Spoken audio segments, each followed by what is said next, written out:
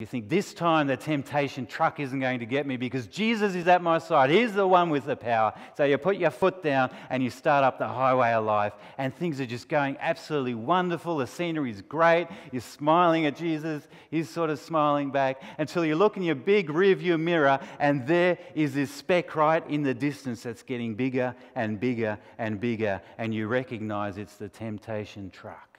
A huge, big Mack truck. And it's going faster than you are. And you put your foot flat to the floorboards and you start speeding off. But that object in the mirror is getting bigger and bigger and bigger. And you're thinking, it used to get me in the past and now it's trying to get me again. But Jesus is with me. What's the problem? And it's coming closer and closer. You're swerving left, you're swerving right, and the big truck's following you until it comes right behind you and bangs you right in the back. You start spinning around and bang on the side of the road.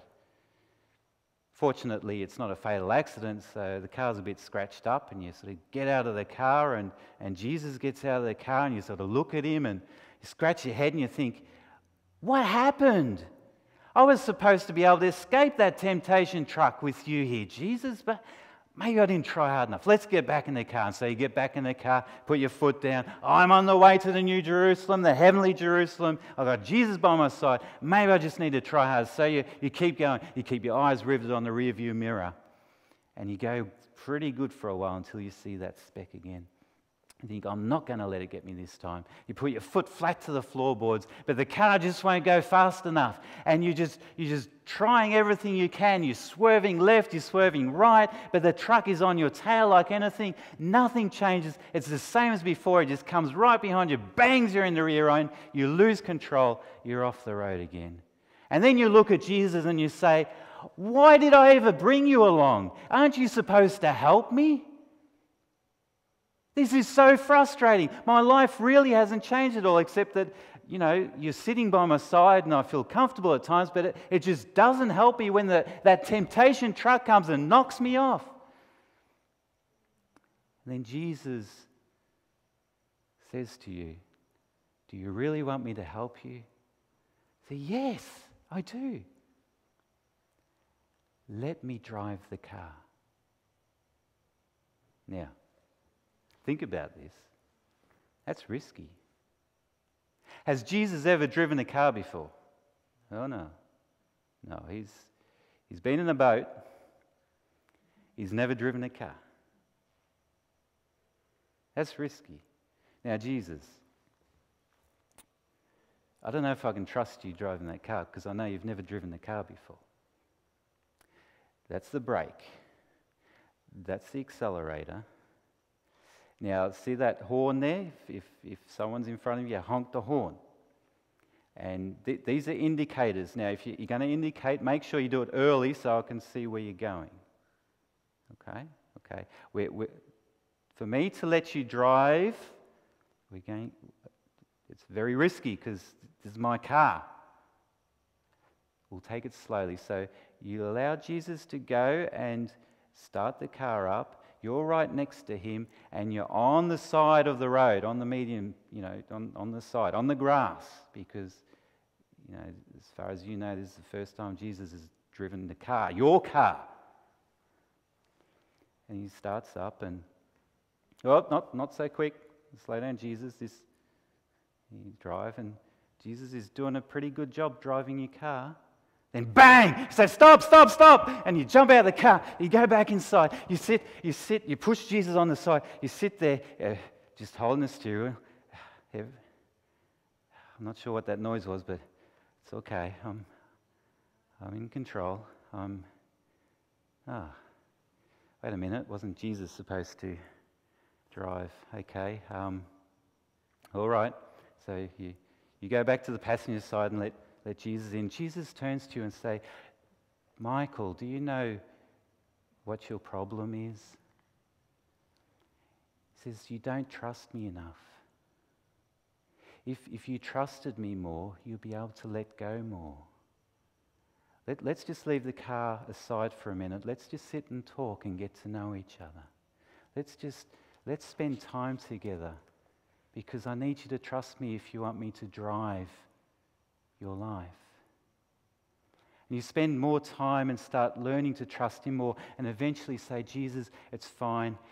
I'm going to let you drive on the highway. And you sit next to, and Jesus is there, and Jesus is turning the ignition on and putting his foot down and merging into the lanes on the highway of life, driving your car. And it's not so bad. It's going quite well.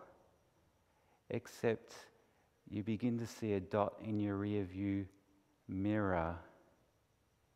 And Jesus he's only going 50 kilometers an hour because you're a bit scared for him to go faster. But that object, that temptation truck in the rear view mirror is getting bigger and bigger and bigger, really, really, really fast until it's just about on you. Grab the steering wheel and you pull the car over. The temptation truck just rolls right by and just clips the side just a little bit. The car spins a bit, but you're still on the road. And you're thinking, wait a minute. When I was driving, I was knocked flat. And I was just flying, trying to get away from that temptation truck. But with Jesus at the wheel, it wasn't so bad.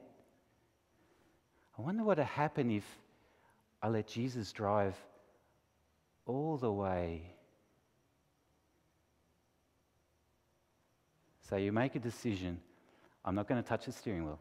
I'm not going to touch the steering wheel. I'm not going to touch the steering wheel. You're driving up the highway of life, and there it is again in the rearview mirror. It's getting bigger and bigger. And you close your eyes. You grab the dashboard. Your nails are going in the dashboard. I'm not going to touch the wheel. I'm not going to touch the wheel. I'm not going to touch the wheel. And you can actually feel the vibrations of that huge truck coming up behind you, and the noise is getting louder and louder, and then boom!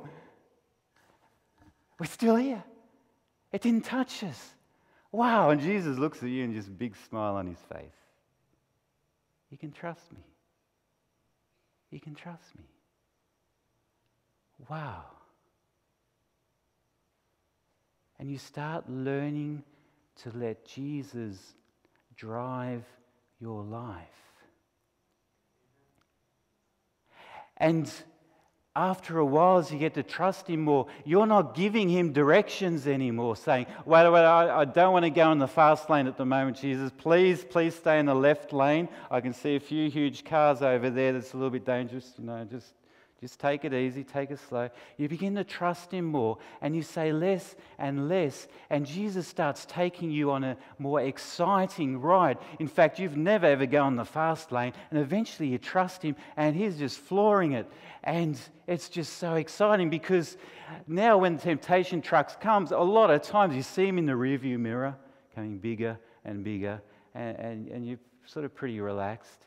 And then you sort of put your hand on Jesus' shoulder, he's still there. And then Jesus does an amazing thing. He puts his foot to the floor, but instead of when you did it, the car just went, not that much quicker. The car just accelerates, and the temptation truck is just left behind, and it's like, fantastic.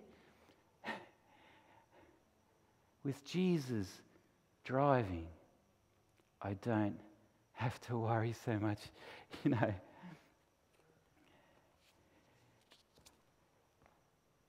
A successful, a confident, a victorious life is all about your connection with Jesus and letting him run your life.